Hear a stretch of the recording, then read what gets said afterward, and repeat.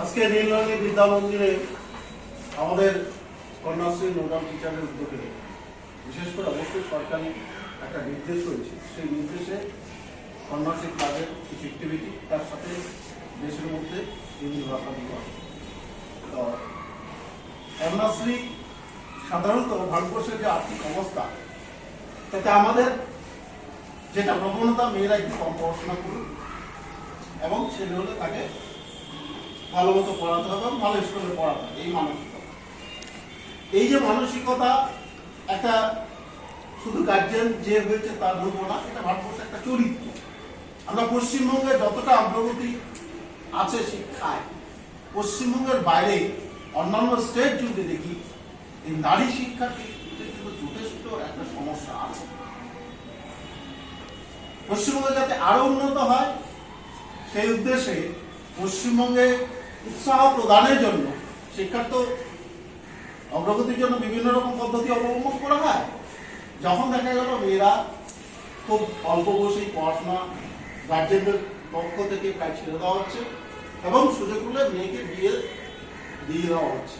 যদিও ভারতবর্ষের একটা আইন আছে, আর 18 বছরের নিচে দিয়ে দেওয়া যাবে না, কিন্তু সেটাকে শিক্ষিত হলে একজন পরবর্তী যখন সে সংসার, একটা আমাদের সামাজিক যে সিস্টেম, সেই সিস্টেমে যখন সে সংসার ধর্ম পালন করবে, তখন সেই ভবিষ্যৎ প্রজন্মকে সুন্দর এবং সুষ্ঠুভাবে গড়ে তোলার একটা মূল ভূমিকা যে দায়িত্ব পালন করে, তাতে কিন্তু কন্যাদের, আজকে কন্যা সে কিন্তু হয়ে যাচ্ছে।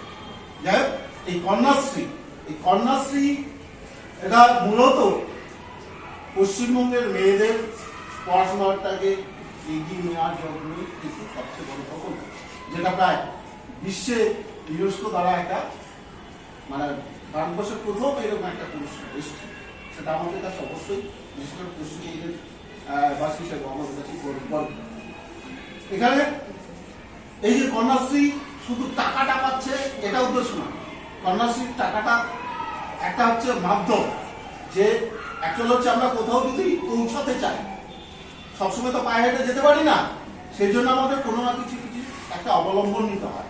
তাহলে আমাদের উদ্দেশ্যকে সঠিক জায়গায় পৌঁছাতে গিয়ে যার মাধ্যম এটা হচ্ছে কন্যাশ্রী, অর্থাৎ কিছুটা অর্থ দিয়ে উৎসাহ, এবং বাবা মা প্রায় প্রেসারাইজড হয় যেন আমার মেয়েটাকে পড়াই, পড়িয়ে সুশিক্ষিত করে এবং অল্প বয়সে বিয়ে না দিয়ে যাতে ভবিষ্যতের প্রজন্মকে আরো বেশি সুশিক্ষিত করতে পারে, সেই উদ্দেশ্যে কিন্তু এই সরকারের একটা বড় অবদান। সেই জন্য এই কন্যাশ্রী সামনে 14ই আগস্ট আসছে, সেটা পশ্চিমবঙ্গের কন্যাশ্রী দিবস, এবং 14ই আগস্টে এই প্রকল্পটা চালু হয়েছিল, অনেকেই জানে। হ্যাঁ, যার কারণে এই কন্যাশ্রী দিবস 14ই আগস্ট সামনে আরো গুরুত্বপূর্ণ হবে। তবে আমার মনে হয় এই একটা প্রকল্প যেখানে গোটা ভারতবর্ষকে তথা গোটা পৃথিবী থেকে প্রায় দিশা দেখিয়েছে যে মেয়েদের পড়াশোনার যদি অগ্রগতি হয়, তাহলে অবশ্যই, অর্থাৎ একটা দেশ এগিয়ে যাবে তখনই যখন যেখানে মেল হচ্ছে 50%, ফিমেল হচ্ছে 50%। তাহলে ফিমেল অংশটাকে যদি আমরা চাপিয়ে রাখি, তাদের যে প্রতিভা সেটাকে যদি আমরা এইভাবে অঙ্কুরেই বিনষ্ট করি, সে দেশ কখনোই উন্নত করতে পারে না।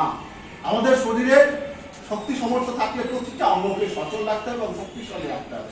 ঠিক তেমনি ভারতবর্ষের মানে ভবিষ্যৎ এবং সমাজকে শক্ত করতে, মজবুত করতে, সুশিক্ষিত করতে আমাদের এই মেয়েদের পড়াশোনাটা যে কতটা দরকার ছিল, এই সরকারের এই চিন্তাভাবনা, এবং বিশেষ করে আজকের কন্যাদের তাকে একটা বড় উপহার, কারণ তারা জোর গলায় বলতে পারে যে আমি পড়বো, আমি কন্যাশ্রী নিয়ে পড়বো।